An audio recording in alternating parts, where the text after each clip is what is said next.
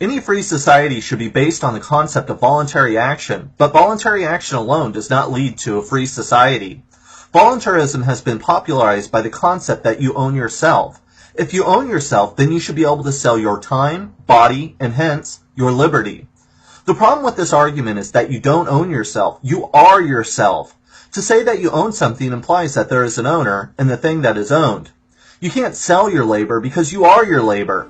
Otherwise, people would go back to sleep when their alarm clock goes off while their labor goes off to work. While the argument of self-ownership sounds interesting and even implies the concept of liberty, the reality is the opposite.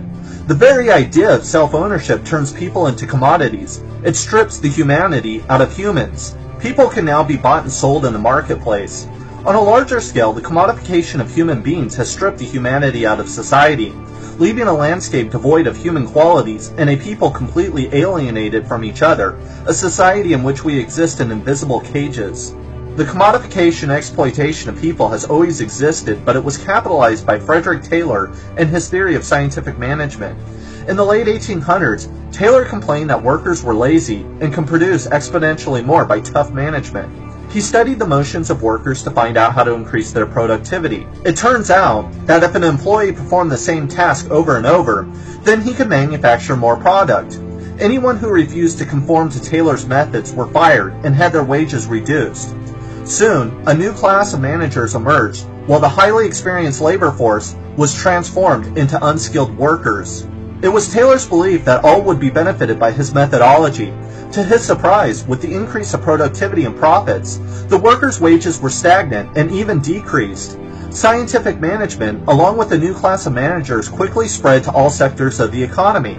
All of society, the schools, the workplace, the government, could be turned into large assembly lines.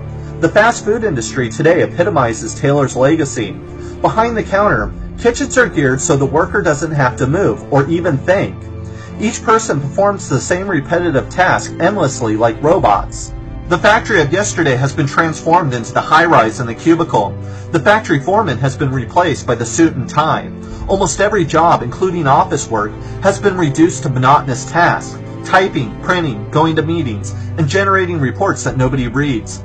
It's all the same every day, these dungeons dressed in fluorescent lights, phony smiles, and mundane tasks. We were told that if we went to college we would be marine biologists, psychologists, and writers. With the exception of a few, nothing could be further from the truth.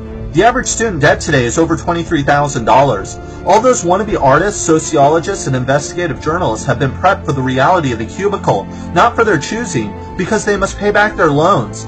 These people will be herded into sterile offices like animals because the world doesn't want truly creative people.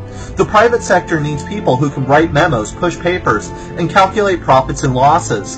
The managers will impose work tempos, production quotas. You punch in, you punch out, surf the internet, you'll stay late, you'll daydream about what life could have been, because this isn't living, this is dying. While the government is usually blamed for limiting individual freedom, nothing attacks human liberty and sovereignty more than the workplace. A person can buy you and extract your labor. An entire system of ultra-surveillance ensures obedience to your superiors. Regulations are all prevailing. You are told when to show up to work, when you can leave, and what you must do in the meantime. They watch over you, inspect you, spy on you. They punish, forbid, correct, assess, number, and abuse. You are told what to wear, you are trained how to talk, and you are forced to compete with other workers. When you talk back or make a mistake, you can be disciplined or scolded as if you were an infant. To paraphrase Bob Black, discipline is what the factory and the office and the store share with the prison and the school and the mental hospital. It is something historically original and horrible. It was beyond the capacities of demonic dictators such as Nero, Genghis Khan, and Ivan the Terrible.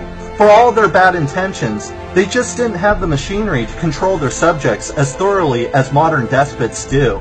This is the complete annihilation of human dignity, transforming people into prisoners. Even the most totalitarian states never had this much dominion over their subjects. We used to get injured on the playground. Now we get occupational overuse syndrome, musculoskeletal disorder, repetitive strain, tendinitis, cervical radiculotomy, ulnar entrapment. We have problems with our eyes and our spine that even the best doctors can't figure out.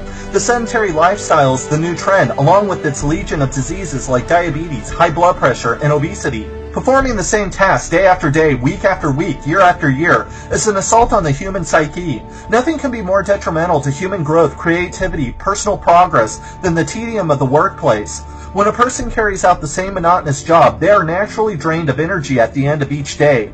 It is no wonder then that the average person spends over 4 hours a day watching television. Consider that. We spend 8 hours at work, 8 hours sleeping, and after preparing for work, commuting to work, and eating at home, we only have 5 hours to ourselves, and 4 of those are spent in front of the television.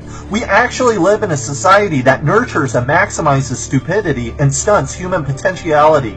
Repetition is the enemy of every worker, the chains of humanity, yet it is the liberator of the business executive and the managers. Instead of using technology to free individuals, as it could be, the private sector has turned people into gears and into commodities, while they are the beneficiaries. These people make a living off of our lives, stripping us of our dignity, stealing our meaningfulness, and seizing our essence. Frederick Taylor's legacy has become ubiquitous. In the last 100 years, his methods have been studied, improved, and refined with immense precision. Scientific management is today's God. Its technique has saturated everything. Our schools, our workplace, the intelligentsia, the government, and even our lives are regimented with this insanity. We can see it all around us in the cars we drive, in the advertising we see, in the government that doesn't work, and in the homes we live. When something is so pervasive, we become entangled in its net. Every day is the same, a repetition with no end, dulling the person until they feel like they are living in a dark haze underwater. We were told that if we worked hard enough, we could experience the American dream. What we weren't told is that there isn't one, and there never was one. A new reality awaits our young, where wealth inequality has been celebrated and deified. Yet inequality has created the separation of power, and power, more than anything else, limits liberty.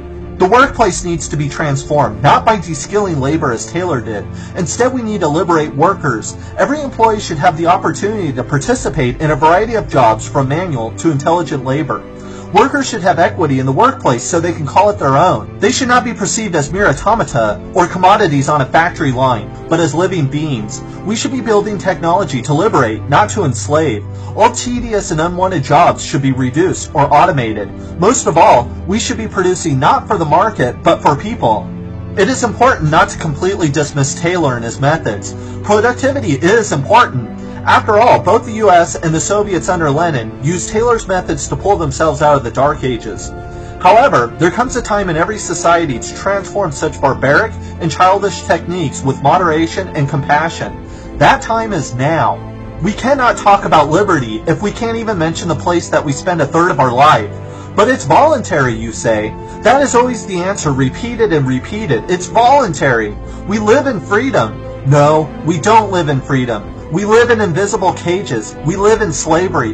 While it is true that every free society should be voluntary, voluntarism is not enough. Labor should be humanity's highest aspiration, the basis of one's dignity. Until the day comes when the thinker works and the worker thinks, free, intelligent labor can emerge, and humanity can once again be instituted.